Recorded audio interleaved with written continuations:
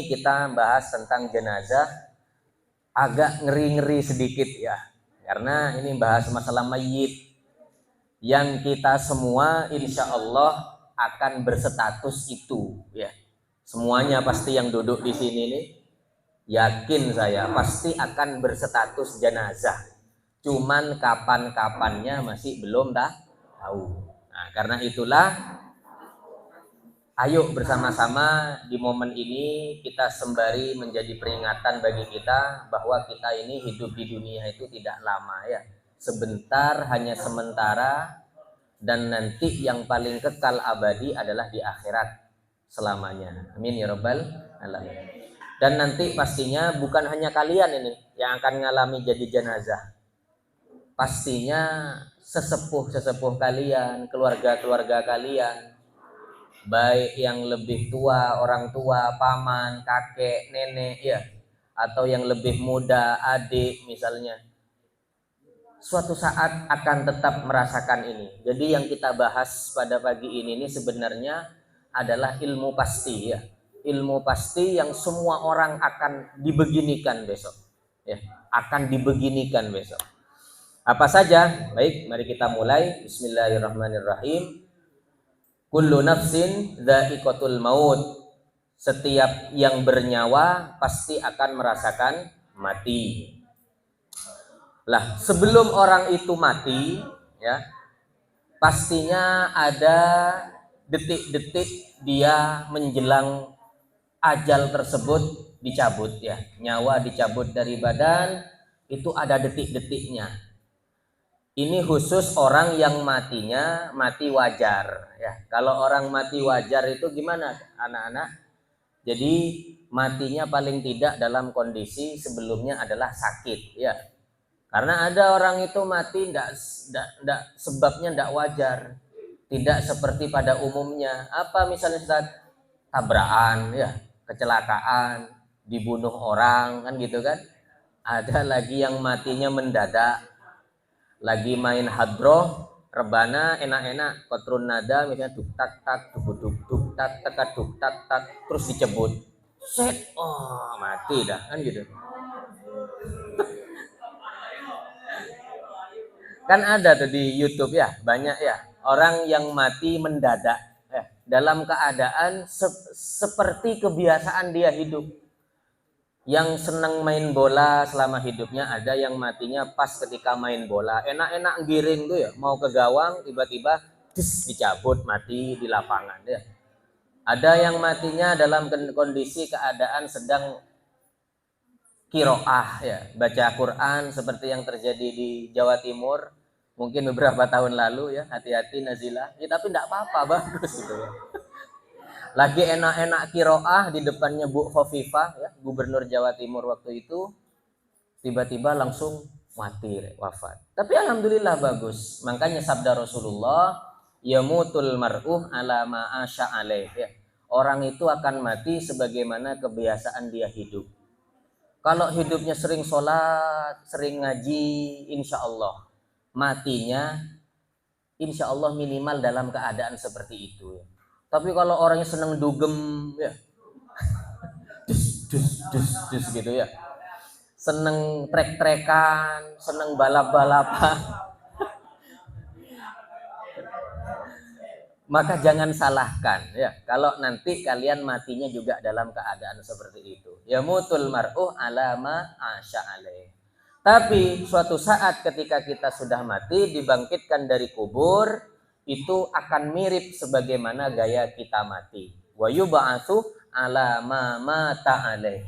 Dan kita akan dibangkitkan dari kubur sebagaimana gaya kita mati. Jadi kalau matinya mati jelek sampai lidahnya menjulur gitu ya, ya itu tanda lah bahwa kita nanti ketika sudah dibangkitkan dari kubur minimal juga keadaannya seperti itu ya. Naudzubillahi min.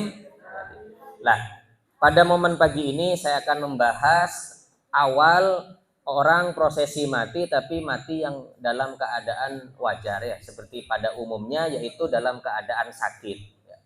Maka di sini pertama kali ingin saya jelaskan hukum menjenguk orang sakit. Jadi kalau ada keluarga, kawan, sahabat yang tertimpa sakit, sedang dalam keadaan sakit, maka hukumnya sunnah. Jika yang sakit bukan ahli maksiat. Iya, karena kalau ahli maksiat sakit dijenguk, ya bagus gitu loh. Cuma tidak dapat hukum kesunnahan. Okay. Karena kenapa? Alasan ulama itu khawatir orang akan membenarkan perbuatannya. Contoh misalnya di sini ada yang senengannya maling ayam misalnya. Tiba-tiba pada suatu saat sakit, ya. Lah, ketika dia sakit, terus banyak yang nengoki ketika dia sakit di rumah sakit, di rumahnya. Banyaklah orang yang nengoki. Maka akan timbul persepsi di tengah masyarakat, itu tuh orang baik ya, hebat, banyak yang jenguk kan gitu kan. Besok berarti kalau saya biar banyak jenguk berarti saya harus nyolong ayam juga. Bahaya kan gitu. Karena itulah ahli maksiat tidak sunnah untuk dijenguk. Khawatir orang akan menjustifikasi kemaksiatannya dan akan ditiru. Seperti itu ya. Terus selanjutnya etika menjenguk orang sakit. Nah ini. Nah, kayak kemarin Ade Armando itu ya. Ade Armando yang dikeroyok orang kan sakit tuh. Berbaring di rumah sakit. Lah ketika banyak yang jenguk. Banyak ngasih karangan bunga. Banyak ngasih ucapan bela sungkawa. Lah orang akan membenarkan perbuatannya. Apa itu? Sering menistakan agama gitu ya. Sering menistakan ulama. Karena di hadapan orang nanti apa? Oh iya, berarti orang ini bener ini aslinya. Itu banyak yang ngunjungi, banyak yang jenguk. Berarti orang ini keramat kan gitu. Wah, bahaya. Padahal ahli maksiat. Etika menjenguk orang sakit. Satu, jangan terlalu lama dengan si sakit kecuali atas keinginan si sakit. Ya. Ada orang lagi menggigil badannya, ya. Nazila ke sana jenguk. Udah jenguk lama sekali. Bukan kenapa lama itu, karena enak di sampingnya ada roti, buah-buahan banyak ya. Jadi orang bawa buah, bawa jajan, yang makan malah yang jenguk. Lah ini termasuk etika yang kurang bagus ya. Jadi jangan terlalu lama ketika menjenguk orang sakit, karena pastinya yang sakit ini ingin istirahat gitu loh. Kecuali memang atas permintaan si sakit. Misalnya yang jenguk adalah pujaan hatinya misalnya. Kan gitu kan? Kan seneng tuh dijenguk kan? Malah semakin lama semakin betah kan seperti itu. Yang repot bukan pujaan hatinya, malah ngabisin jajan. Nah ini kan jangan terlalu banyak, jangan terlalu lama ya. 2, dinasehati agar sabar. Sabar ya, Farhan, sabar. Dan dikabarkan bahwa dia akan mendapat pahala yang besar atas sakitnya. Jadi dinasihati sabar, terus dikasih kabar gembira bahwa orang sakit itu akan dapat pahala yang gede. Jangan malah ditakut-takuti. Oh, kawan awak kemarin sakit gini mati gitu ya. Jangan malah ditakut-takuti ya. Jadi dikasih sugesti yang bagus. 3, berdoa atas kesembuhannya, kecuali jika keberadaannya membawa mafsadah bagi muslim. Ya, mafsadah itu kerusakan. Jadi kalian kalau mengunjungi orang sakit, doakan biar cepat sembuh. Kecuali yang sakit ini termasuk ya orang yang ahli maksiat tadi itu dah. Jadi ketika dia sembuh malah ngabisin ayamnya tetangga misalnya. Ada usah wis, enggak usah didoain itu dah. Karena akan membawa mafsadah yang lebih banyak bagi orang muslim. Ini etika jenguk orang sakit ya. Yang utama berdoa sebagai berikut sebanyak 7 kali. Gimana doanya? Kita baca bersama-sama. Bismillahirrahmanirrahim. Ya.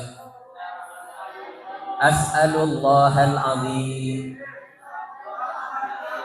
Rabbal arsyil azim. Coba saya dulu habis itu kalian biar enggak salbut ya. As'alullahal azim, Rabbal arsyil azim, ayyashfiyak Kalau yang sakit cowok ayyashfiyakah, kalau yang sakit cewek ayyashfiyaki. Sebanyak 7 kali sambil doa. Apa artinya ini? Ya Allah, aku memohon kepada Engkau, wahai Tuhan, Tuhannya Arasy yang agung, untuk menyembuhkan Engkau. Ya, didoakan untuk agar cepat sembuh. Yes, itu etika ya. Dan memberi harapan bahwa ia akan sembuh. Jangan malah ditakut-takuti kayak tadi itu. Karena kekhawatiran itu adalah separuh dari penyakit ya. Ketika sugestinya itu jelek, negatif, maka pastinya dia pun akan berdampak pada tubuhnya. Karena kebanyakan orang itu bisa sakit dari apa?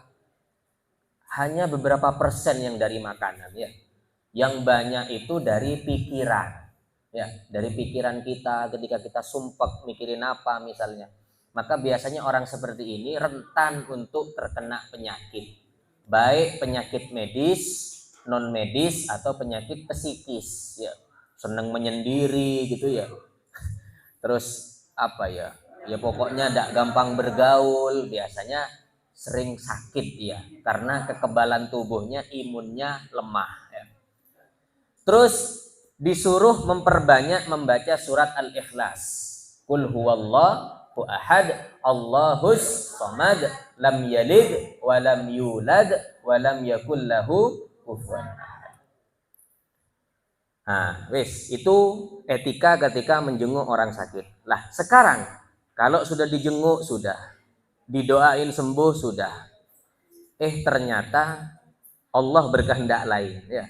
Sakitnya makin parah dan sudah ada tanda-tanda akan isdet, akan wafat, akan meninggal.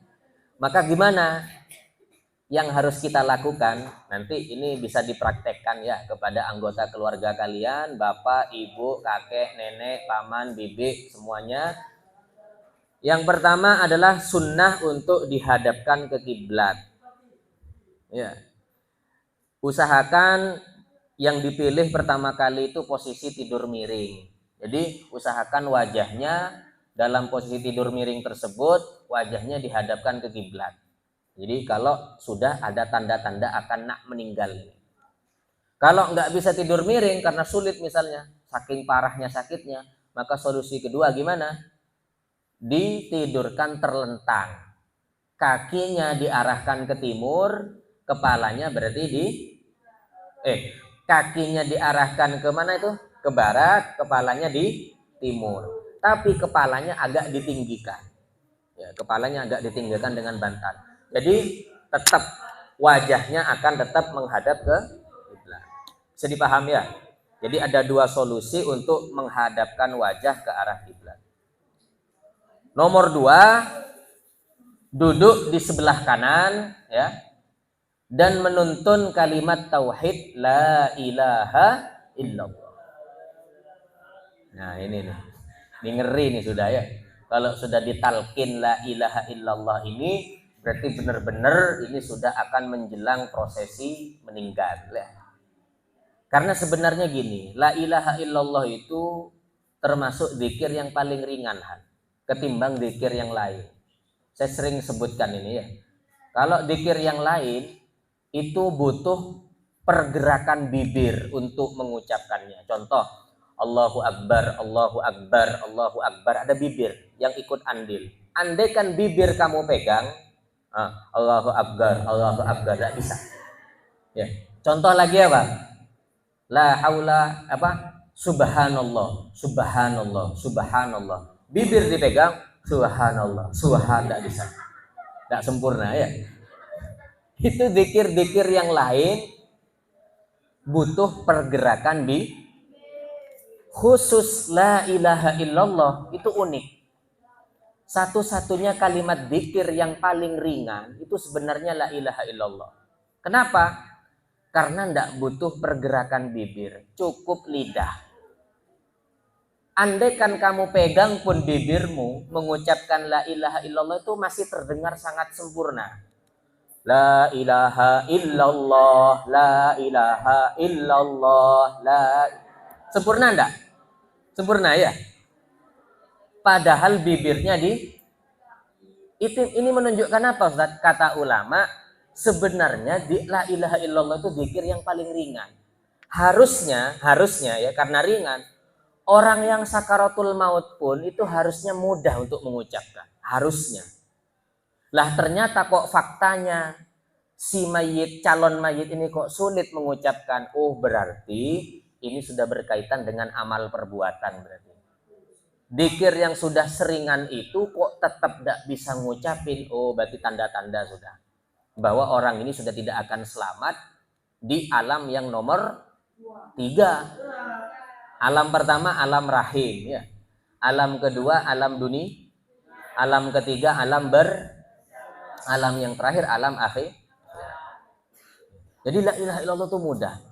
Bahkan kalau kita sudah menuntun ya si calon mayit ini dengan kalimat la ilaha illallah terus berhasil ngucapin, maka sarannya ulama tidak usah dituntun lagi, tidak usah diperdengarkan omongan-omongan yang lain lagi. Karena kenapa? Man kana akhiru kalamihi la ilaha illallah dakhalal jannah. Barang siapa yang akhir ucapannya itu bisa mengucapkan la ilaha illallah, maka langsung dapat jaminan masuk surga. Jadi wes kalau sudah dia berhasil mengucapin la ilaha illallah satu kali ketika ditalqin dituntun, tidak usah dituntun lagi, sudah cukup. Malah kalau bisa kalian harus berusaha untuk mengingatkannya kepada akhi. Saran ulama lagi, nggak usah pakai syahadat yang terlalu lengkap. Kan kalau syahadat yang lengkap itu apa? Asyhadu an la ilaha illallah wa asyhadu anna muhammadan. Itu kan terlalu lengkap itu deh. Bagi mayit yang sakaratul maut itu berat. Datukmu yang sudah gitu tuh ya misalnya. Terus mau tuh asyhadu. Ya sulit. Kenapa? Khawatir nanti ya, khawatir ketika di tengah dia belum selesai mengucapkan sampai illallah, ternyata sudah dicabut duluan. Bisa-bisa datuk kita matinya mati dalam keadaan kafir. Misalnya dia bisa mengucapkan asyhadu alla ilaha, saya bersaksi bahwa tidak ada Tuhan, dicabut. Bahaya tuh. Berarti mengakui bahwa tidak ada tuh. Kamu bisa mencapai kalimat tauhid yang hakiki itu kan ketika nyampe di kalimat illallah kan? Kecuali Allah. Kalau tercabutnya nyampe di kalimat la ilaha, bahaya itu. Karena kamu sudah bersaksi bahwa tidak ada tuh.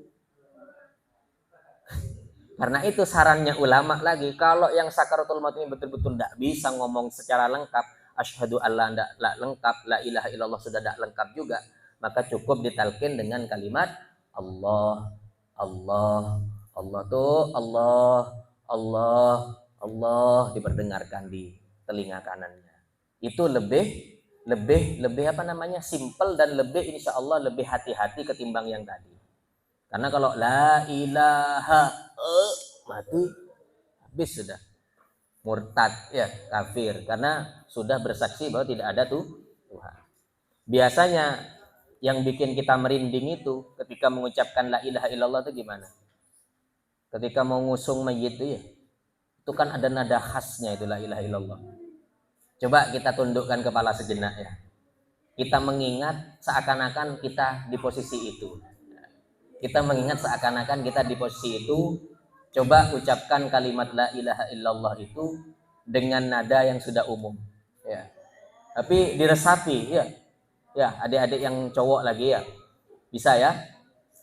Biar semakin menambah hati kita ini lembut ya. Ingat kepada mati. Bismillahirrahmanirrahim. Yuk kita tundukkan kepala.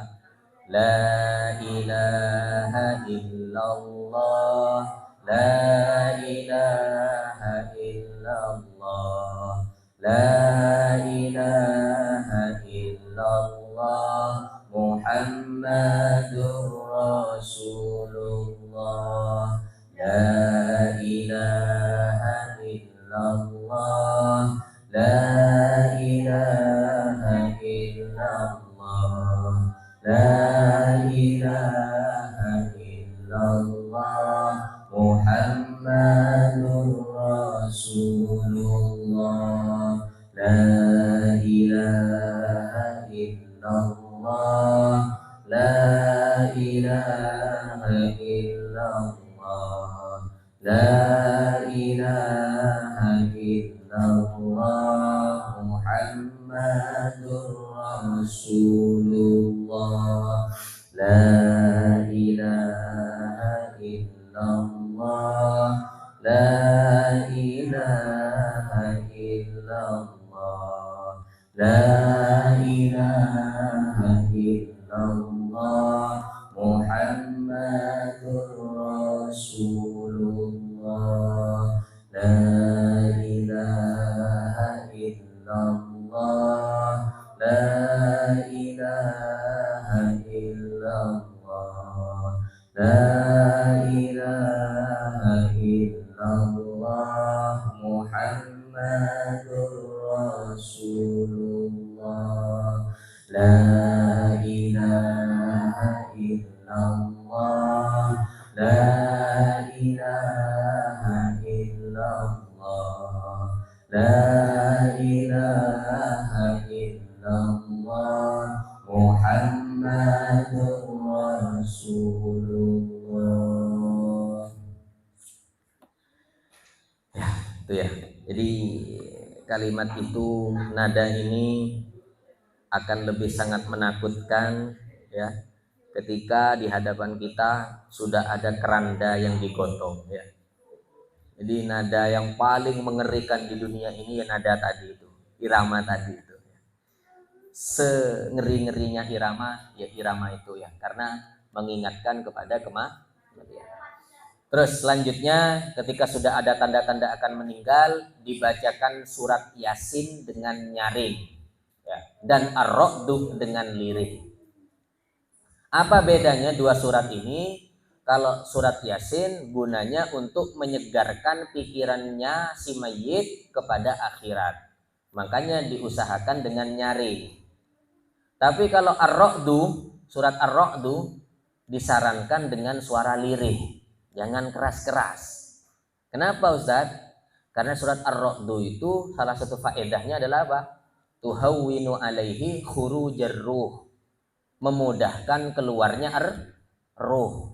Misalnya ada keluarga kita sakit 3 hari, tapi kok tidak mati-mati ya, bukan tidak mati-mati gimana, sudah ada tanda nak mati tapi tidak tercabut-cabut nyawanya. Jadi kayaknya dia ini tersiksa gitu loh.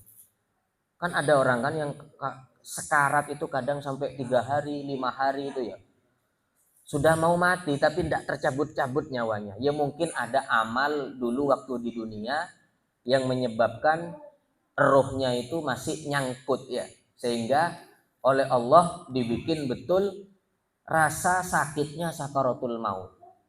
Lah, untuk orang yang seperti ini kita dianjurkan untuk baca ar-ra'du, karena sudah apa ya, sudah ada tanda-tanda wis 80% sudah meninggal ini, sudah cuma tinggal nunggu malaikat maut mencabut nyawa. Nah, maka kita dianjurkan baca surat ar-ra'du agar roh itu mudah untuk dicabut, tapi dengan suara lirih. Kenapa? Adabnya, apalagi si keluarga mayit ini termasuk orang alim, kan tahu tuh faedahnya surat ar-ra'du. Kalau kalian bacanya nyaring, perasaan ke anggota keluarga ya, berarti orang ini doain keluarga awak nak mati, ini kan gitu. Makanya surat ar-ra'dunya diusahakan bacanya dengan suara lirih. Terus diberi minum air putih, karena waktu itu si mayit ketika sakaratul maut itu bertarung dengan setan. Jadi setan itu di alam sana, di alam roh ya, itu setan ngiming-ngimingi air karena haus yang sangat luar biasa. Makanya kan kadang mayit itu sampai menganga-menganga mulutnya gitu ya. Itu saking rasa hausnya. Lah setan menawarkan air, kalau kamu mau minum air saya, maka kamu harus mengakui saya sebagai Tuhan, atau paling tidak mengakui Allah sebagai Tuhan. Maka jangan sampai kalah kita. Nah, keluarga kita, bapak kita, ibu kita harus kita selamatkan. Gimana caranya? Kasih beliau air putih. Dengan cara gimana Ustaz? Kan sulit itu untuk minum. Paling tidak air tersebut dimasukkan ke sendok, lalu sendok tersebut dituangkan ke mulut beliau. Ya. Jadi biar tenggorokan beliau ini tetap merasakan dinginnya air putih yang masuk ke dalam tenggorokan. Bahkan bukan hanya sunnah memberi air ini, bahkan wajib jika ada tanda meminta. Jadi si mayit gitu kan misalnya. Itu berarti sudah tidak kuat itu kalau sudah minta seperti itu. Maka bukan sunnah lagi kalau seperti itu, malah wajib bagi anggota keluarga untuk memberikan air. Terus selanjutnya, nah itu ya prakteknya situ. Si sakit suci dari hadas. Jadi sunnah agar yang sakit ini disucikan dari hadas. Kan ada orang sakit itu biasanya kadang-kadang sampai kencing-kencing di kasur tuh ya. Sampai berak-berak di kasur. Misalnya kita punya orang tua yang sudah sepuh, yang tua renta, lah itu kalau bisa anak-anaknya jangan sampai ada yang meninggalkan semua ya. Karena kasihan loh, Rek. Saya sampai sering sempat berpikir, biasanya ada orang tua yang sudah renta itu ya, dia cuma tinggal berdua sama suaminya di rumahnya. Anak-anaknya yang sudah gede-gede sudah keluar semua entah kemana, merantau semua ya. Akhirnya orang tuanya yang renta ini pun di rumah itu hidup berdua sendirian, tidak ada yang ngurus. Nah itu kasihan sebenarnya. Karena kenapa? Karena kalau mereka berdua sakit, karena sakitnya sakit orang sepuh ya, pastinya itu lebih repot ketimbang sakitnya orang yang masih muda ya. Karena butuh apa? Kadang kencing di kasur tuh ya. Kadang makan itu tidak bisa kalau tidak disuapi. Maka kita sebagai anak yang berbakti ya usahakan di detik-detik menjelang orang tua kita ini wafat, apalagi sakit parah, kalian harus ada di situ ya. Harus ingat pada waktu dulu saya masih kecil, ibu juga merawat saya dengan sepenuh hati. Tidak peduli jam 1 malam, jam 2 malam itu ya. Kalau kalian ngompol, ngenge itu ya, maka ibu dengan ngantuk-ngantuk tetap nyewoi kalian ya. Minta susu, kadang bapak juga disiksa sama anaknya. Gimana disiksanya? Diminta keliling pakai sepeda motor padahal malam-malam ya. Kalau tidak mau nangis gitu ya. Jadi waktu kecil, waktu bayi kita sudah menyiksa kedua orang tua kita. Lah nanti ketika orang tua kita sudah tua renta harusnya kita membalas ya. Karena sekarang dibalik posisinya. Kalau dulu kalian yang seperti anak kecil, nanti ketika orang tua kita sudah sepuh, maka mereka berdua itu gantian seperti anak kecil. Kadang sering pikun gitu ya. Sudah kembali seperti anak kecil, kadang minta uang, anak minta petis gitu ya. Kadang ngomong yang aneh-aneh itu. Kembali ke masa kita dulu ya.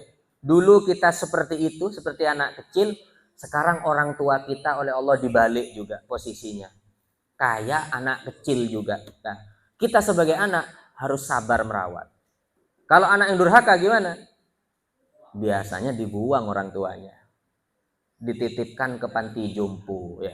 Na'udzubillahi min panti jompo. Merasa tidak sanggup ngurus orang tuanya. Padahal orang tuanya 2 cuma. Anaknya 5 padahal. Dulu orang tua yang hanya 2 sanggup merawat 5 anaknya. Tapi 5 anaknya belum tentu sanggup merawat kedua orang tua. Jadi ini sebagai pengingat bagi diri kita ya. Terus selanjutnya setelah prosesi menjelang, ini wafat beneran ini dah. Kalau sudah wafat, maka tugas kita yang pertama adalah pejamkan kedua matanya. Karena ada banyak kasus mayit itu ketika sudah tercabut roh itu matanya terbelalak gini. Itu jangan langsung ditafsiri aneh-aneh ya. Oh berarti ini banyak dosa ini. Belum tentu. Karena kadang mayit itu matanya terbelalak. Karena menurut ulama itu mata itu ngikuti jalan keluarnya roh ketika malaikat mencabut. Jadi kan malaikat nyabut itu kan dari ubun-ubun. Nah itu biasanya mata itu ngikut ngelihat. Jadi kalau kalian suatu saat sudah menjelang sakratul maut baru tahu visualisasinya ya. Ketika malaikat mencabut itu ngikut mata itu, ngikut ngelihat keluarnya rohnya dia dari badan. Maka ketika tercabut, ya wajar, mata itu tidak tertutup kadang. Karena ketika dia sudah asik-asiknya ngikutin roh, ternyata roh tercabut, kan mata sudah tidak punya nyawa itu. Tidak bisa gerak nutup lagi. Nah, maka kita selaku ahli waris, biar tidak menimbulkan fitnah, cepat-cepat matanya ditutup begini. Karena kalau tidak segera ditutup, timbul fitnah itu. Keluarga kalian akan disangka yang aneh-aneh oleh orang. Apalagi yang seneng gosip, tadi itu ibunya kayaknya banyak dosanya tuh. Kan kasihan ya, ibu kita, ayah kita malah jadi gunjingan orang ya. Terus bila kesulitan, ditutup melek lagi, ditutup melek lagi gitu ya misalnya. Sudah berusaha ditutup, ternyata matanya tetap terbelalak, nggak bisa, sulit. Maka usap dengan kain yang dibasahi dengan air Kalian ngambil kain, celupkan ke air hangat, lalu kompreskan di mata yang terbelalak itu.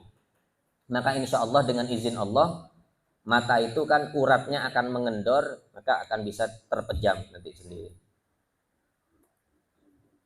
Bila masih sulit, ya nutup biasa tidak bisa, pakai air hangat tidak bisa. Maka solusinya dengan cara yang nomor 3, yaitu dengan cara menarik lengan tangan mayit, lengan bersamaan dengan menarik ibu jari kaki. Ya, lengan ditarik bareng sama narik ibu jari, jempol berarti ya, jempol kaki. Setelah itu, setelah sama-sama ditarik, bersamaan langsung tutup matanya. Jadi harus benar-benar bareng ya, semuanya bareng. Lengan sama jempol kaki, terus sambil lalu dibarengkan dengan menutup mata dari mayit. Itu solusi untuk memejamkan kedua mata. Yang kedua, kalau sudah wafat, dagu dari si mayit diikat. Karena biasanya mulutnya menganga. Iya, kalau orang mati biasanya. Jadi diikat dagunya, rahangnya, ya paling enggak dengan kain kafan yang dipotong, dijadikan tali, terus diikat ke atas ya. Kan biasanya ada kalau kita lihat di film-film, kalau sudah mati kan ada pengikatnya di dagu sampai ke atasnya itu, agar mulut tidak menganga. Terus melemaskan semua persendian dengan cara menekuk semua persendian. Bahasa Arabnya talyin, bahasanya kita disenamkan ya. Jadi mayit itu kan biar tidak kaku badannya, disenam. Setiap persendian 1, 2, 3 ya. Jangan keras-keras, nanti diputel-putel mayitnya. Pelan-pelan, 1 gitu ya, 2. Habis itu tangan ini 1, 2, 3 itu ya. Kaki juga seperti itu. Yang persendian-persendian itu dilemaskan semua. Gunanya agar nanti ketika dimandikan itu mudah, nggak ada anggota badan yang kaku, apalagi pas mau ngafani nanti ya. Terus selanjutnya, dan lepas semua pakaiannya, diganti dengan kain tipis. Jika kesulitan membuka pakaiannya, pakaian pas waktu dia menjelang sakaratul maut itu ya, maka cara yang paling mudah dengan cara digunting ya. Digunting bagian sininya, set sampai ke sini, terus digunting sininya pinggirnya, set. Habis itu yang bawah ditarik, yang atas ditarik. Selesai kan? Itu cara membuka pakaian mayit. Kalau sulit, misalnya sulit mau buka seperti cara biasa, maka dengan cara digunting. Tapi itu pun harus dengan izin dulu ya. Sebelum menggunting, izin dulu ke ahli waris bahwa akan menggunting pakaian si mayit. Lalu kemudian taruh di atas dipan atau apa kalau bahasa di sini? Ya lencak, kalau bahasa Madura lencak, kalau bahasa sini apa ya? Ya dipan, tempat pembaringan mayit dengan tanpa alas. Sunnah dihadapkan ke kiblat, kepalanya di timur kayak tadi contohnya. kepala di timur, kakinya di barat. Terus yang kepala ditinggikan pakai bantal sehingga dia agak menonjol ya. Sehingga bisa menghadap kiblat kepalanya. Terus taruh benda seberat setengah ons. Nyari benda, batu atau apa gitu ya. Yang sekiranya beratnya itu setengah ons, ditaruh di bagian perutnya mayit sebagai pemberat. Apa gunanya? Agar perut mayit tidak kembung. Jadi angin bisa keluar melalui duburnya. Jadi dikasih pemberat. Jangan terlalu berat. Itu dikasih batu 1 ton misalnya ya habis. Jadi beratnya sekiranya setengah ons ya. Jadi tidak terlalu berat, tidak terlalu ringan. Yang penting di perut itu ada yang bisa mengeluarkan angin. Sunnah menebar wewangian atau bakar dupa. Apa gunanya Ustaz? Bukan untuk memanggil jin, bukan. Gunanya untuk menghilangkan fitnah. Karena biasanya ada beberapa mayit itu yang badannya itu mengeluarkan bau busuk misalnya. Ya mungkin dari amal perbuatan atau mungkin dia punya penyakit yang sekiranya ketika dia mati baunya itu menyeringai gitu ya, menyeruak ke seluruh area permukaan.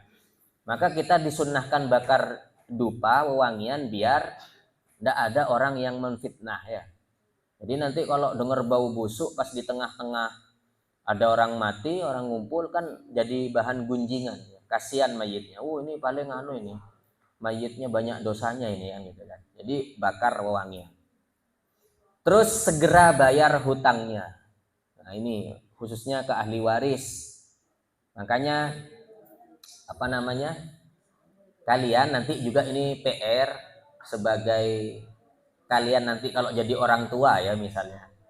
Posisinya jadi orang tua ini kalian seandainya suatu saat punya utang itu kalau bisa cerita ke ahli waris, anak atau siapa cerita ke anak, nak ibu atau bapak punya utang, nak di mana bu? Di sana, di sana, di sana, di orang itu sekian, nak di orang itu sekian. Kenapa? Antisipasi. Andaikan kalian mati ya, si anak itu tahu kamu punya utang berapa. Kalau kalian tidak pernah cerita kepada anak ahli waris, ya khawatirnya kamu mati, anak nggak tahu kalau kalian punya utang. Akhirnya kalau kalian hutangnya belum terlunaskan, kalian punya tanggungan hakul adami. Ruhnya masih mengatung-ngatung ya, karena ada hutang yang belum terbayar. Lah kan Ustaz malu Ustaz kalau saya cerita ke anak misalnya. Makanya usahakan nanti ketika kalian jadi orang tua itu menjadikan anak itu sebagai sahabat ya. Jadi kalau mau curhat apa-apa itu tidak malu. Jadi semuanya itu anak tahu lah istilahnya. Nah, begitu juga kalian nanti sebagai anak sekarang kepada orang tua. Itu kalau orang tua kalian sudah wafat, terus ternyata orang tua kalian banyak punya utang, ya harus siap untuk menanggung. Ya, saya yang nanggung utangnya ibu, hanya bapak. Maka seketika itu catatan hutang ibumu, bapakmu itu terbebaskan, digantikan ke kamu. Sebagai bentuk bakti kita ke orang tua. Makanya harus seimbang. Kalau ketika kalian jadi orang tua gimana, ketika sekarang kalian masih jadi anak gimana? Ya, masalah hutang piutang. Terus umumkan kematiannya, diumumkan di masjid itu ya. Gunanya apa? Agar banyak orang yang ngikut sholat atau ngikut memakamkan ke kuburan. Diumumkan inna lillahi telah wafat dengan tenang misalnya, padahal wafatnya tidak tenang misalnya. Telah wafat dengan tenang, nama akan dikebumikan jam sekian. Nah itu Gus. Itu prosesi setelah benar-benar wafat. Sekarang kita masuk ke prosesi kedua, yaitu prosesi memandikan. Yang memandikan dulu yang kita bahas. Kalau jenazahnya wanita, maka yang utama memandikan adalah juga wanita atau perempuan yang punya hubungan mahram. Jadi jangan sampai jenazahnya cewek tapi yang mandiin cowok. Tidak jadi nanti. Bahaya Farhan disentuh-sentuh itu area-area yang yes. Dan itu pun kalau masih sama-sama cewek, usahakan juga yang masih punya hubungan kekeluargaan mahram. Agar apa? Ya agar ketika nanti memandikan terus ada aib-aib ya, ada celah-celah yang ada di mayit itu biar tidak disebarluaskan. Kalau orang lain yang mandiin, wong namanya orang ya, ada saja mulutnya itu terceplos nanti ketika di luar. Tadi saya mandiin Nazila tuh ya, di tangannya petok gini tadi ya misalnya, naudzubillah ya. Hidungnya itu tadi gimana gitu tadi. Terus kakinya, bahaya ini. Kalau yang mandiin orang luar ya, ceritanya itu kadang kemana-mana, ditambah. Makanya utamakan perempuan yang juga punya hubungan mahram.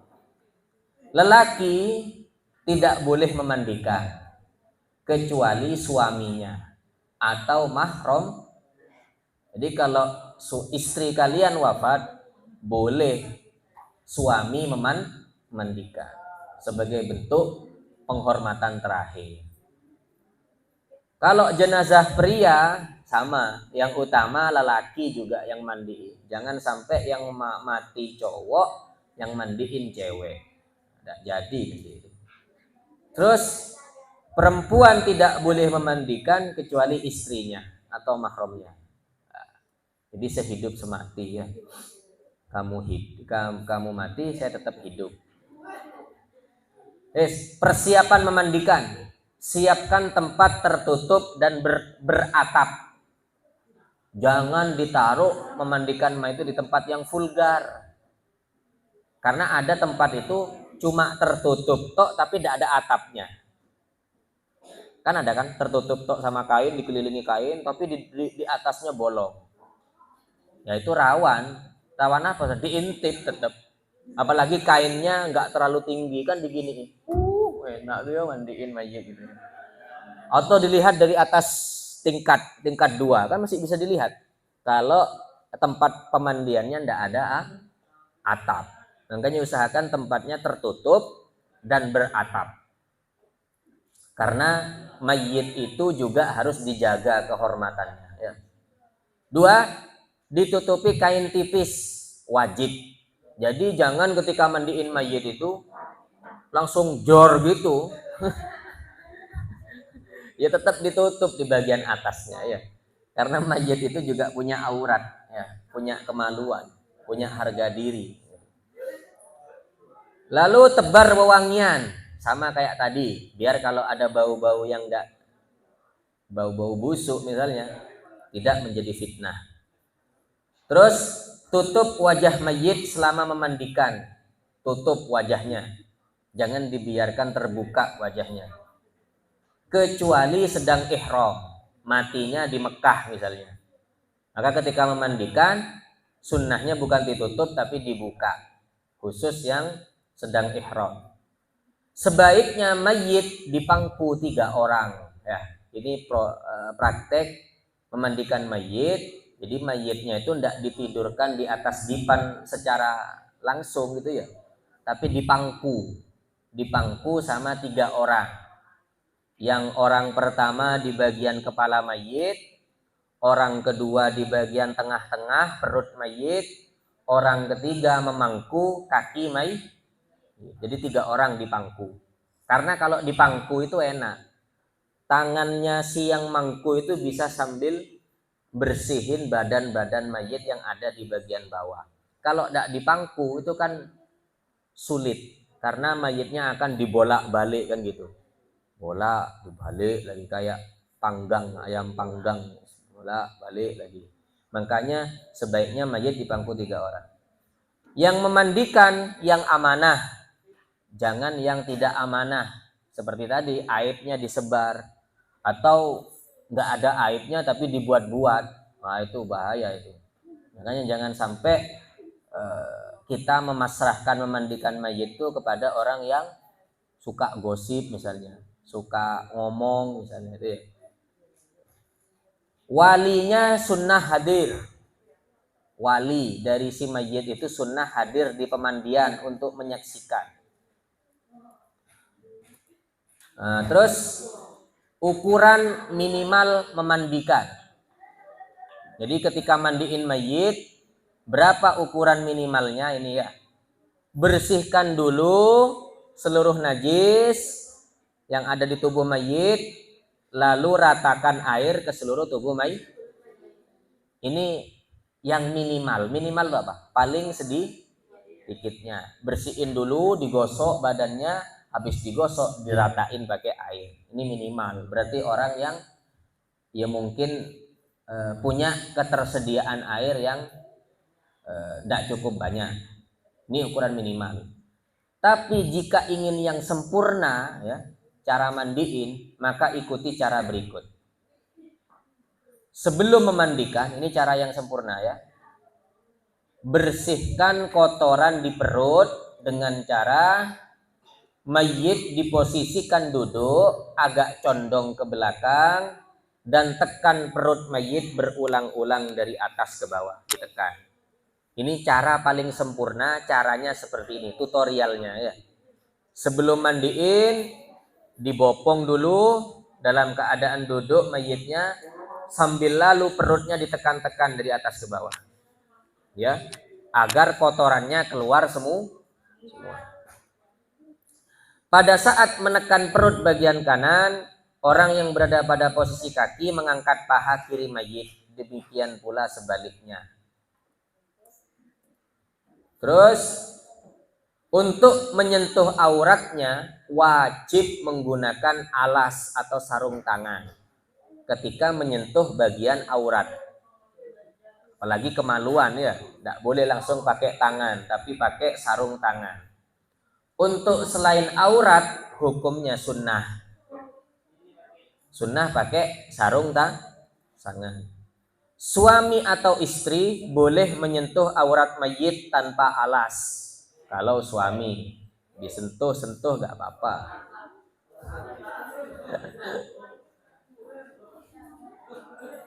Tapi ada pendapat dari kalangan Hanafiyah bahwa selain suami atau istri menyentuh aurat mayit tanpa alas, hukumnya makruh.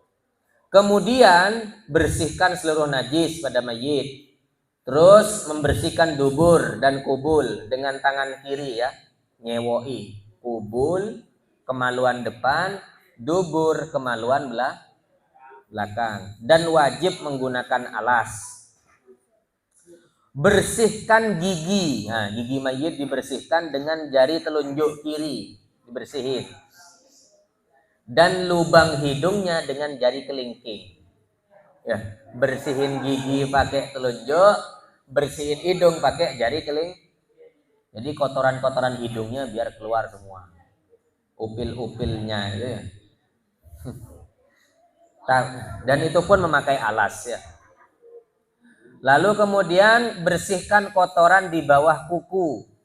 Kukunya mayit kan ada kotoran biasanya itu, bersihin dengan benda yang lunak. Jangan pakai jarum misalnya, kan benda yang tidak lunak, keras, kasihan. Terus terakhir, kemudian mayit diwudui mayitnya ya, sebagaimana wuduknya orang hidup. Kepala mayit agak dimiringkan agar air tidak masuk ke dalam mulutnya. Adapun niatnya sebagai berikut. Saya niat mewudui untuk mayit ini. Nawaitul wudu'ah ala hadzal mayyiti kalau laki-laki. Kalau perempuan, nawaitul wudu'ah ala hadzihil mayyitati. Nah, tata caranya memandikan. Kepala sama jenggot disabuni dan disisir pelan-pelan agar tidak rontok. Bila ada rambut yang rontok, maka wajib dikubur dan sunnah dimasukkan ke dalam kain kafan bersama mayit. Kalau ada rambut yang rontok ketika dimandikan. Sabuni seluruh tubuh mayit atau siram dengan air sabun. Setelah itu siram seluruh tubuh mayit dengan air bersih untuk menghilangkan sisa sabun. Bisa dipahami ini ya? Dibersihin, disiram air sabun, lalu kemudian air dimulai dari sebelah kanan. Lalu mayit dimiringkan ke kiri untuk menyiram bagian punggung dari arah kanan. Lalu mayit dimiringkan ke kanan untuk menyiram bagian punggung dari arah kiri. Dibolak-balik dikit biar merata airnya. Terakhir, siram seluruh tubuh mayit dengan air yang dicampur dengan sedikit kapur barus. Habis disiram dengan air sabun, kemudian air bersih, terus disiram sama air kapur barus. Apa gunanya? Biar mayit tidak cepat busuk nanti di dalam kubur. Karena kalau mayit itu nggak disiram dengan kapur barus, biasanya jasadnya cepat dimakan ulat atau cepat busuk di dalam kuburan. Ya kecuali orang ini termasuk punya amal baik ya, misalnya hafal Quran atau apa misalnya. Biasanya jasadnya utuh meskipun sudah dikuburkan bertahun-tahun. Tata cara penyiraman sebagaimana siraman sebelumnya. Dimulai dari kanan, dimiringkan ke kiri, lalu kemudian ke kanan. Sampai di sini prosesi memandikan sudah selesai. Dipaham ya? Jadi cara paling sempurna gimana? Bersihkan dulu najisnya, lalu disiram habis disiram air, disiram pakai air habis air sabun, habis air bersih, kapur barus. Dan jika ingin sempurna lagi ya, basuhan air yang dicampur kapur barus diulang 3 kali. Jadi jumlahnya berapa basuhan? 5 basuhan. Urutannya disabuni, dibilas, campur sedikit kapur barus, campur sedikit kapur barus, campur sedikit kapur barus. Paham ya? Disabuni, dibilas air bersih, dicampur sedikit air kapur barus, air dicampur sedikit kapur barus, air dicampur sedikit kapur barus. Berarti berapa kali basuhan? 5 kali. Tapi kalau ingin lebih sempurna lagi, maka diulangi sampai 7 kali. Urutannya disabuni, dibilas, disabuni, dibilas, dicampur kapur barus, campur kapur barus, campur kapur barus. Sampai dingin nih mayitnya ya. Ya, disabuni, dibilas, disabuni, dibilas, kapur barus, kapur barus, kapur barus. Berapa kali berarti yang lebih sempurna? 7 kali. Lebih sempurna lagi 9 kali basuhan. Ini paling sempurna lagi nih. Sampai gemeter mayitnya ini nanti ya. Apa saja? Disabuni, dibilas, disabuni, dibilas, disabuni, dibilas, kapur barus, kapur barus, kapur barus. Apalin ya urutannya ya. Nanti urutannya yang 9 nih. Ini yang paling sempurna. Lanjut ya. Inilah basuhan yang paling insya Allah mayitnya seger kalau ini ya. Kayak dari apa gitu misalnya. Fresh ya, dagingnya fresh. Siap dipanggang. Cuy. Terus inti proses memandikan, mengeluarkan kotoran perut, ditekan sampai keluar dari dubur, mensucikan semua najis, membersihkan kotoran gigi, hidung dan kuku, mewudui, menyabuni, menyiram dengan air mutlat Sunnah dicampur dengan kapur barus, sunnah disertai niat memandikan. Setelah dimandikan, ya, habis dimandikan, ditalyin lagi, senam lagi mayitnya, dilemaskan lagi 1, 2, 3, agar ketika prosesi mengkafani tidak kesulitan. Dihanduki, terus rambut yang panjang dikepang. Kalau yang cewek ini biasanya rambutnya yang panjang biar ndak terkesan tidak rapi, itu dikepang biasanya rambutnya mayit. Cantik ini. Dah, itu ya. Itu adalah prosesi Lah, kita sekarang melanjut ke prosesi ketiga. Sebenarnya prosesi ketiga ini harusnya ada kain ya, Han ya. Ada. Enggak siap. Ya maksudnya kain yang sudah dipersiapkan gitu maksudnya. Belum ya? Ya lupa saya juga mengingatkan. Mengkafani ketentuannya adalah semua kain yang halal dipakai mayit ketika hidup bisa dijadikan kain kafan.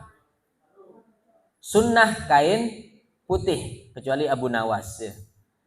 Abu Nawas kain kafannya warna hitam, mengelabui malaikat. Tapi kalau kalian jangan niru, lain itu ya. Minimal ini kain kafan itu 1 lembar yang bisa menutupi seluruh tubuh mayit. Jadi 1 lembar langsung diuntel-untel dibungkus. Itu kalau tidak punya kain lagi, itu paling minimal. Tapi yang paling afdol kalau yang laki-laki 3 lembar. Boleh ditambah dengan surban dan gamis sehingga berjumlah 5 lembar. Itu mayit laki-laki. Mayit perempuan yang afdol 5 lembar. 2 lapis kain ditambah gamis, kerudung, dan kain samper atau kain jarit. Itu perempuan. Haram menulisi kain kafan dengan lafaz-lafaz yang dimuliakan. Kain kafannya dikasih kaligrafi misalnya, atau dikasih bacaan-bacaan jimat gitu. Jangan, tidak boleh, haram ya. Nah, sekarang pemotongan kain. Ini cara motong kain kafan. 1, kain utama. Potong kain kafan sesuai tinggi mayit, tapi ditambah 50 cm, dilebihin. Contoh, mayit panjangnya berapa? 150 cm panjangnya mayitnya. Ukur dulu ya. Maka kalian harus memotong kain kafan itu berapa? 200 cm panjangnya. Dilebihin 50 tingginya, panjangnya. Dan sebanyak 3 lembar. Apa gunanya dilebihin? Biar bisa dipakai untuk diikat tali pocong. Karena kalau ngepas sesuai dengan tinggi badannya mayit, maka nggak bisa diikat ininya. Ya, harus dilebihin 50 cm untuk biar bisa diikat jadi tali pocong. Kain sambungan. Potong kain sepanjang 1 meter sebanyak 3 lembar. Ya, potong kain sepanjang 1 meter sebanyak 3 lembar. Terus yang ketiga, gamis. Gimana cara bikin gamis? Jadi ada nggak di sini gambarnya ya? Cara bikin gamis itu gampang. Kain kafan kamu ukur 2 kali panjangnya mayit. Misalnya panjangnya mayit 150 cm, maka kalian motong kain kafan itu 300 cm. 300. Panjang mayit dikali 2. Kemudian dari dikali 2 itu ditekuk kain kafan, ditekuk jadi 2. Kemudian digunting di bagian tengahnya, dilobangi sehingga bisa dimasuki oleh kepala. Paham maksudnya ya? Jadi langsung diselobokkan, dimasukkan. Untuk dibuatkan lubang di tengah seukuran kepala. Sebaiknya gamis itu berlengan. Berarti ini gamis yang sudah dipersiapkan ini. Yang sudah dimodif, dipenjahit.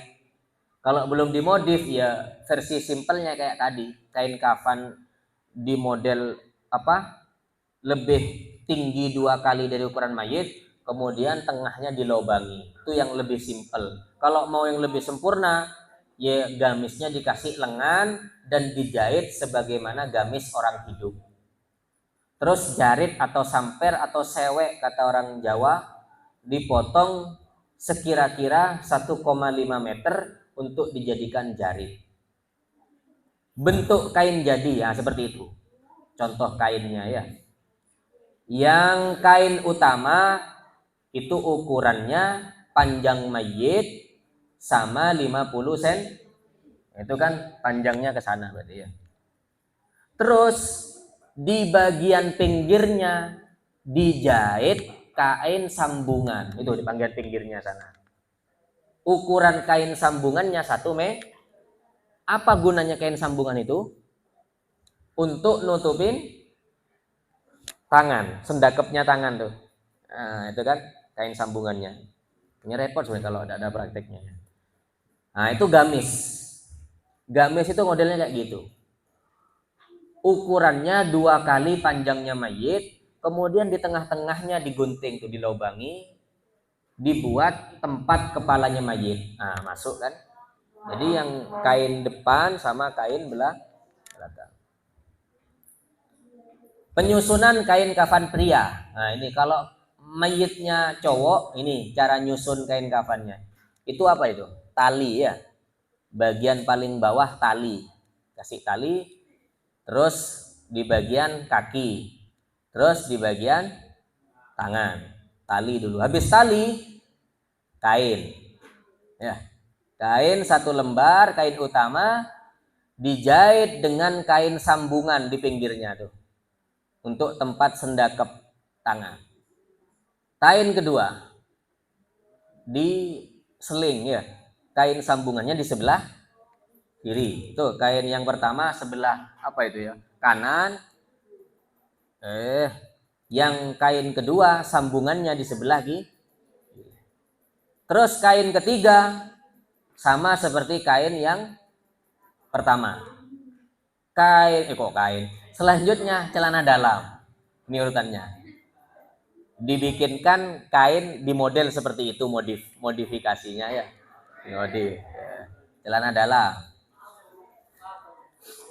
Jadi itu saya ulang lagi, penyusunan kain kafan pria, apa ya? Tali, kain utama, sambungan, kain utama sambungan diseling, kain utama sambungan, celana dalam.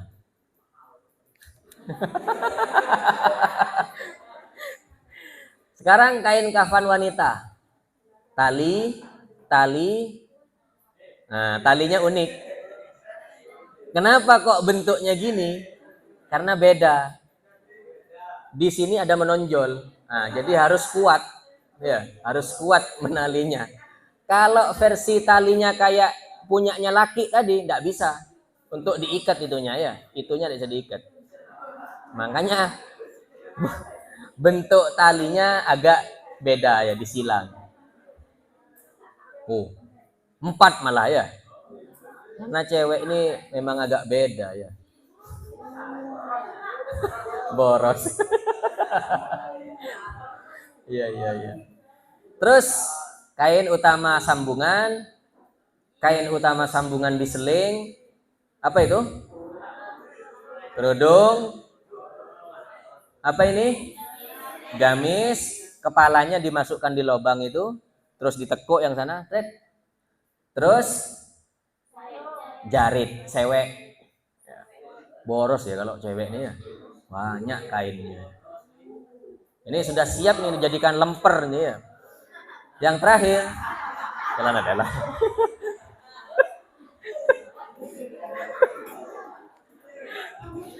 Aduh. Apal ya. Ini yang lagi yang cewek. Ini tali. Praktekkan besok. Tali. Kain, kudung, gamis, jarit, CD. CD. Lanjut. Penyusunan kafan menyerong. Kain kafannya nyerong 1, 2, 3. Lah, kalau ada orang nyusun kain kafan seperti ini kurang tepat. Sebab kenapa? Dianggap satu lah. Paham ini kainnya ini? 3 kain tapi sistem nyerong. Ini di sini, terus diserong lagi, terus kain utama ditaruh di tengah. Terus mayitnya taruh di tengah di situ. Terus dilipat, dibungkus kayak kertas. Nah, makanya ini kurang sempurna, kurang tepat. Dan itu pun dianggap satu lapis nyusunnya seperti ini. Sebab yang dimaksud satu lapis itu ialah satu lembar kain yang menutupi seluruh tubuh mayit. Kalau ini kan enggak, 3 tapi nutupi seluruh, maka dianggap 1. Paham ya? Terus susunan kafan. Sebenarnya sama kayak tadi, cuma penjelasannya pakai kata-kata ini. Siapkan talinya. Untuk wanita sunnah diberi tali pada bagian payudara yang disilang tadi itu ya. Kayak tadi itu. Bentangkan kain kayak tadi, wes ini kan sudah berarti ya. Sudah kan? Bentangkan gamis, siapkan kerudung, masing-masing 2 lembar ditaburi kapur barus. Sama kayak tadi visualisasinya. Peletakan jenazah pada kafan. Letakkan mayit terlentang, jangan tengkurap. Unik nanti. Tangan sedekap atau lurus, ada 2 pilihan. Sedekap boleh, tangannya lurus juga, Bu. Tapi kurang elok nanti pocongnya ya. Berikan kapas. Nah, ini kapas yang sudah diberi wangian pada semua anggota sujud, dahi, telapak tangan, sela-sela jari, sela-sela kaki, kemudian dikasih kapas.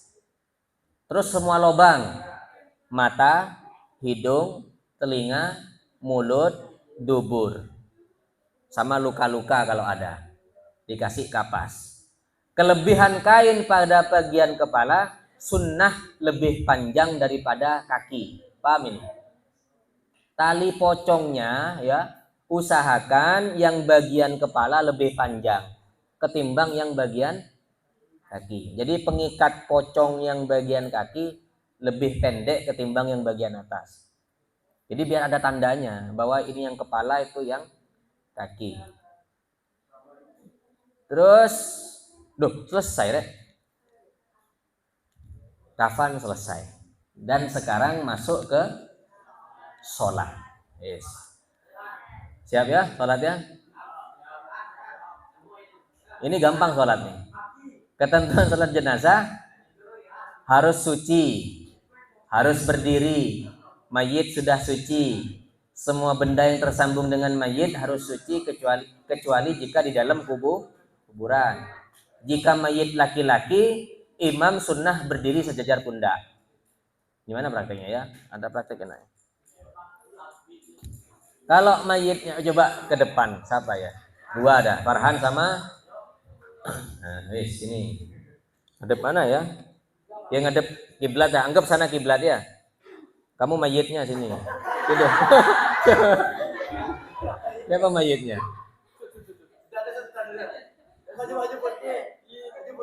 Iya dah. Coba kepalanya sini, Han.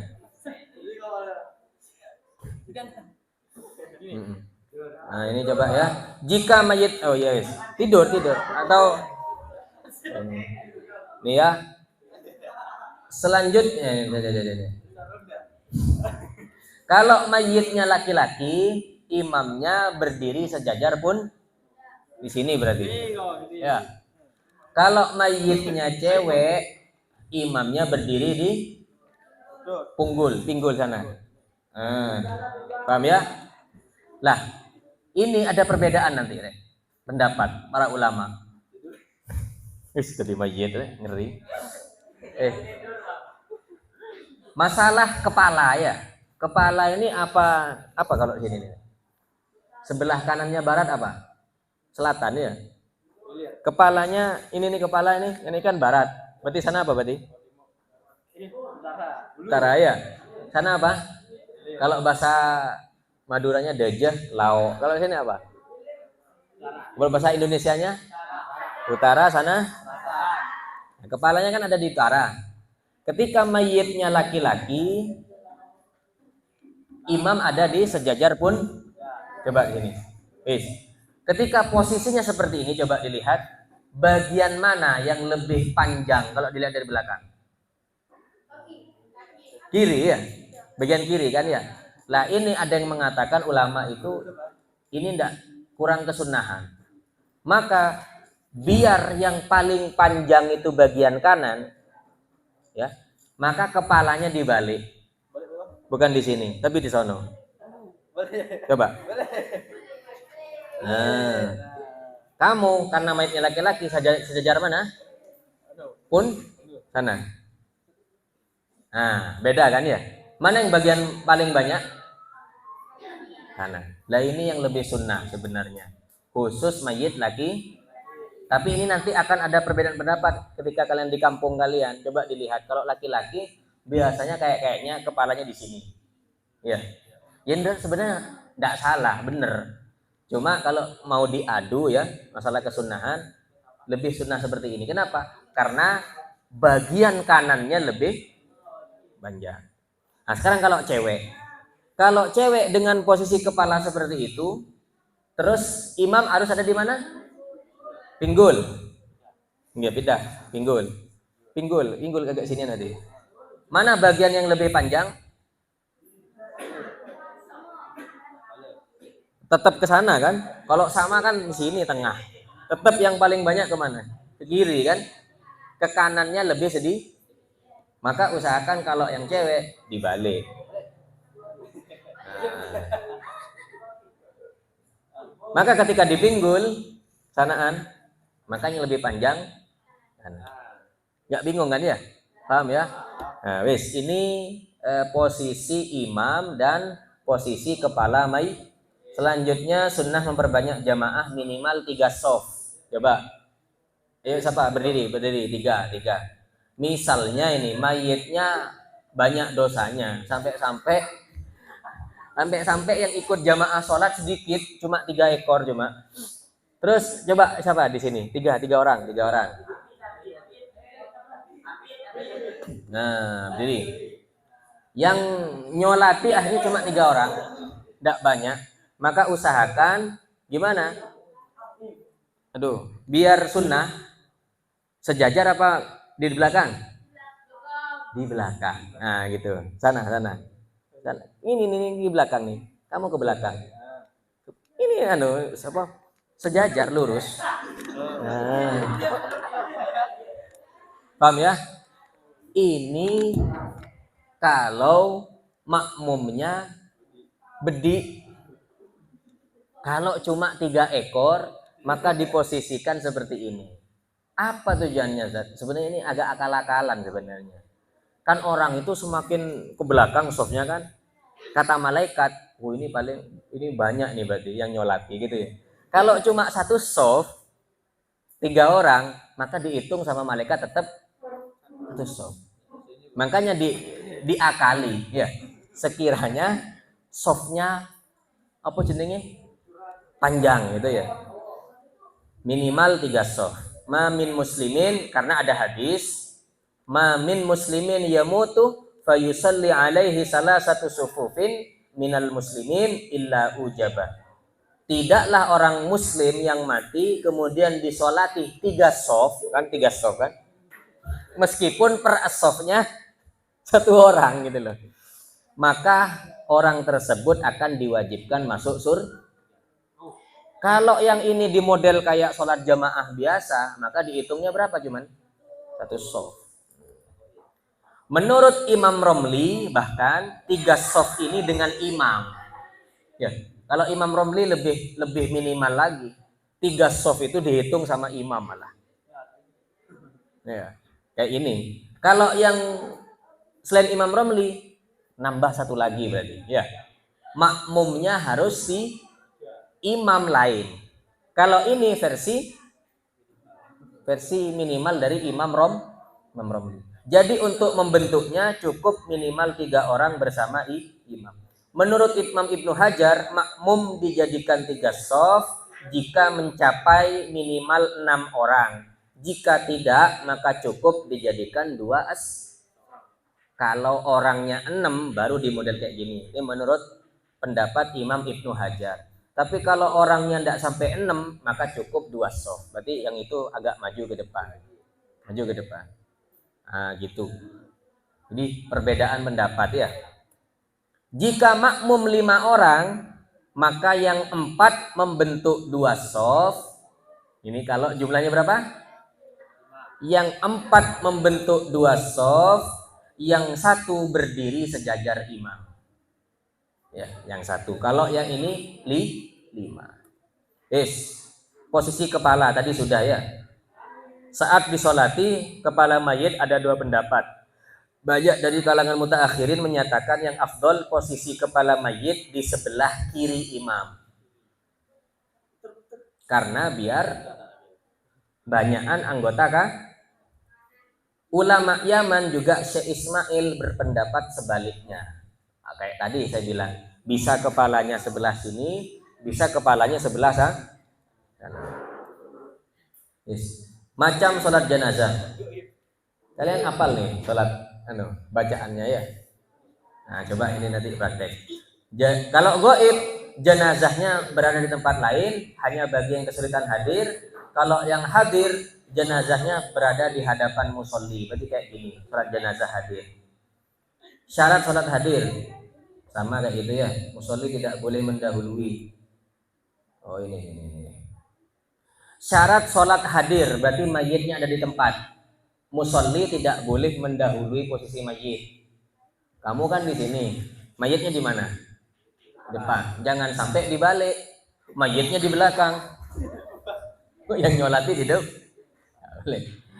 Tidak boleh ada halangan antara musolli dengan mayit. Gak boleh ada penghalang. Ini kan los nih. Bahkan ada yang mengatakan peti mati ya, peti itu Farhan dimasukin peti, terus petinya dipaku. Kayak orang kena apa kemarin? Covid. Itu ada yang mengatakan bahwa itu tidak dianggap los, tapi dianggap penghalang. Kecuali jika disolati dalam Jadi kalau Farhan dalam peti, terus disolati dalam masjid, tetap dianggap tidak ada penghalang. Tapi kalau di dalam peti, kemudian tidak di dalam masjid, maka dianggap penghalang. Apalagi Ustaz, bukan peti saja, tapi peti masuk dalam ambulan lagi. Kan gitu. Nyolatinya, sholatnya, mayitnya ada di dalam ambulan.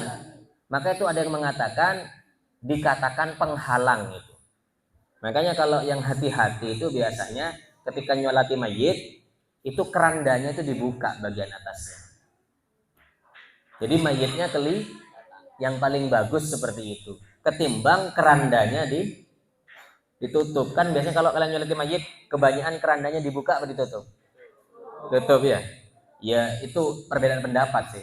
Tapi yang lebih bagus itu biar tidak dikatakan ada penghalang, kerandanya dibuka. Jarak musolli dengan mayit tidak boleh lebih dari 144 meter. Rukun sholat jenazah, ayo praktek. Bismillah, niat 1, 2, 3. Usolli, gimana? Ayo gimana? Usolli ala fardhu kifayatin. Kalau imam, imaman. Kalau makmum, bareng-bareng semuanya.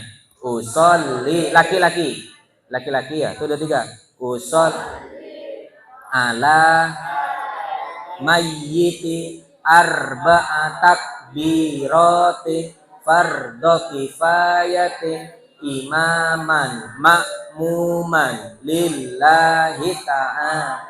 Mayitnya cewek. Usol ala hadhil mayyitati arba'a takbiratin fardhu kifayatin imaman makmuman lillahi ta'ala. Allahu akbar. Nah, baca apa ini? Bareng-bareng. Tuh 2, 3. Tuh 2, 3. Bismillahirrahmanirrahim. Fatihah. Alhamdulillah. Ar-Rahmanir Rahim. Maliki yaumiddin. Iyyaka na'budu Iyyaka nasta'in. ihdinas siratal Mustaqim. siratal ghairil bi mayitnya bisa. Selanjutnya takbir kedua Allahu Akbar. Jangan rukuk lo ya. Allahu Akbar. Rukuk mayitnya banyak dosanya Ustaz. Gitu. Takbir kedua baca apa?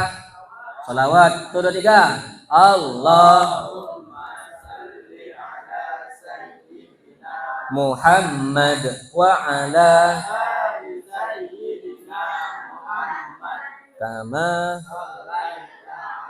sayyidina wa ala sinian pundaknya Ibrahim barik sayyidina wa ala kama ta'ala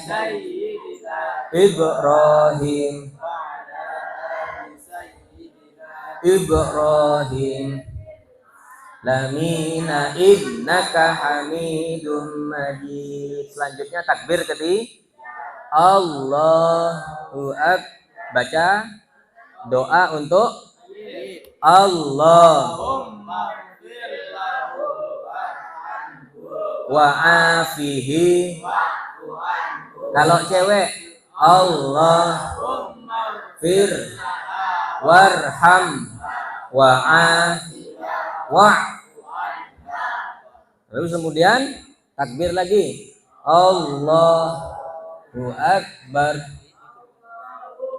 la tahrimna ajrahu wa la taftinna waghfir lana.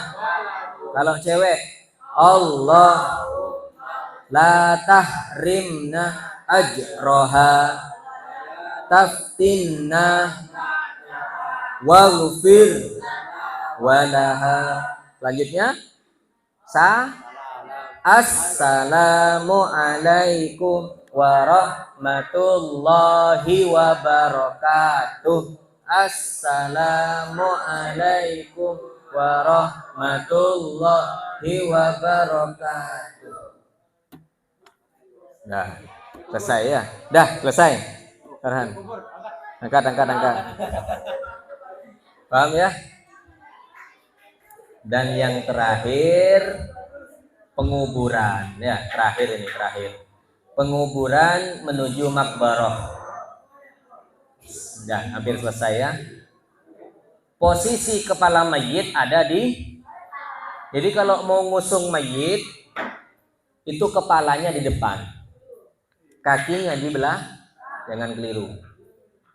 Wanita, ini hati-hati, wanita makruh nganterin jenazah jika aman dari fitnah. Berarti apa? Misal wanitanya tidak terlalu cantik, itu kalau ngikut nganter jenazah, nganternya makruh kalau aman dari fitnah. Kalau nggak aman dari fitnah, berarti orangnya cantik, centil, seneng goda, berarti nggak aman dari fitnah ini. Maka ngikut nganter ke makbarah bukan makruh tapi haram. Ingat-ingat ya, untuk wanita kalau aman dari fitnah makruh, kalau nggak aman dari fitnah haram. Sunnah diam tafakkur ketika mengantar menuju makbarah. Berjalan di depan jenazah lebih utama daripada di belakang. Yang ada, yang banyak biasanya gimana? Belakang. Mayitnya ini ya bener, cuma kurang utama. Yang lebih utama yang nganter itu di depan, mayit di belakang yang nganter. Apa faedahnya kan? Karena orang mati itu ketakutan kan? Mau menuju kuburan itu dia itu sudah ya was-was karena akan segera mempertanggungjawabkan perbuatan. Sama kayak kita ketakutan butuh bodyguard kan ya. Bodyguardnya itu kira-kira diem di depan apa di belakang? Logikanya orang ketakutan harusnya yang ketakutan taruh belakang, di depan yang ngadepi bodyguardnya duluan gitu. Kalau ada apa-apa, sung kan gitu. Kalau bodyguardnya yang di belakang, mayitnya di depan, oh keliru, bodyguardnya ada. Karena seakan-akan mayitnya berani berarti di depan ya. Jadi yang lebih utama jenazahnya ada di belakang, yang nganter ada di depan. Sunnah berdiri jika melihat jenazah. Jadi kalau pas lagi ngelihat jenazah, kalian lagi duduk-duduk, ya berdiri ya, dalam rangka untuk menghormati. Terus liang lahat, Ustaz Saliman. Dalamnya liang lahat, dalam minimal bisa menutupi baunya mayit. Jadi kalau mau gali kubur, ini besok siapa tahu ada yang berprofesi jadi penggali kubur ya, kan banyak tuh di YouTube ya, sambil memberikan pesan-pesan tuh ya, nih yang kaya nih gitu ya. Ini saya yang galiin gitu kan. Itu minimal bisa menutupi baunya mayit dan bisa mencegah gangguan binatang buas. Tapi menurut Imam Rafi'i, dalamnya itu sepanjang 160 cm. Kalau Imam Nawawi 2 meter. Bila tanahnya tidak mudah longsor, yang afdal dibuatkan liang landak. Kalau tanahnya tidak gampang longsor. Sebelum masuk liang lahat, siapkan beberapa potongan papan kayak biasanya untuk nutup tuh ya. Sepanjangnya 70 cm atau secukupnya. Lalu buat beberapa bantalan. Jadi tanah liat itu dibikin kayak bola-bola itu, kemudian dibacakan surat Al-Qadr. Inna anzalnahu fi lailatul, sebanyak 7 kali, terus ditiup, terus ditaruh di dalam kubur bersama mayit. Faedahnya agar mayit tidak disiksa. Terus letakkan keranda di bagian kaki pada lubang, lalu mayit dimasukkan dari arah kepala. Jadi pas waktu nurunin ke kuburan itu, usahakan kepalanya duluan yang dimasukkan ke dalam kubur, yang nerima itu ya. Yang bertugas menerima mayit di liang lahat adalah laki-laki, walau mayit perempuan. Jadi yang bagian nerima di dalam liang lahat kubur itu ya laki, kalau cewek gak kuat gitu katanya. Dan jumlahnya sebaiknya ganjil 3, paling enggak 3 ya, 5 cukup enggak ya? Enggak cukup ya. Peletakan mayit dihadapkan kiblat, ya ditempelkan itu nanti ya, agak ditidurkan miring menghadap kiblat. Kemudian ikatan tali pocongnya sunnah dilepas, pipinya ditempelkan ke tanah, atau kalau nggak bisa ditempelkan tanah, maka ditempelkan kepada bola-bola tadi itu ya, bola-bola tanah tadi. Terus wajah dan kaki disandarkan ke dinding, posisi seperti mau ruku. Wajah dan kaki agak condong ke dinding, terus posisinya agak seperti orang mau ruku. Tubuh mayit diberi penyangga dari bantalan tanah agar nggak balik seperti ini, biar tetap posisinya menghadap kiblat, dikasih penyangga di bagian punggungnya. Ketentuan lain, sunnah memasang batu nisan pada bagian kepala dan kaki, dan makruh memberi nama kecuali agar diziarahi atau kuburan ulama, para wali, para orang soleh. Jadi ini salah satu faedah untuk memberi batu nisan dan dikasih nama di batu nisan tersebut. Sunnah meninggikan tanah kuburan sekitar sejengkal. Jadi dimuntukkan ya tanah kuburannya perkiraan 1 jengkal. Dan bagian atasnya diratakan. Bentuk kuburannya. Lalu kemudian sunnah menaburkan bunga segar di kuburan, dikasih bunga atau rumput-rumput yang masih segar ya, hijau, faedahnya agar bisa memperingan siksa kubur. Karena ada banyak hadis menjelaskan bahwa tanaman itu juga membaca tasbih ya. Ketika nanti ditaruh di kuburan, selama tanaman tersebut masih hijau, maka selama itu pula akan selalu membaca tasbih dan memberikan baca istighfar untuk mayit. Sunnah menyiramkan air dingin dan boleh sedikit air mawar atau minyak wangi walau tanahnya sudah basah. Dah selesai, dan yang terakhir adalah tanya jawab. Pas ya, pas ada. Dah, mungkin ini saja yang dapat saya sampaikan dari awal, mulai dari menjelang ajal, kemudian memandikan, mengafani, nyolati, dan menguburkan.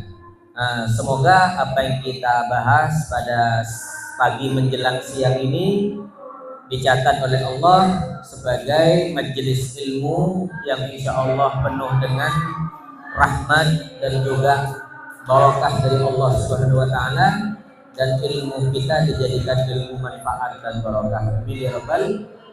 Akhiran dari saya, kurang lebihnya mohon maaf. Wallahul muwaffiq ila aqwamit thoriq. Wassalamualaikum warahmatullahi taala wabarakatuh.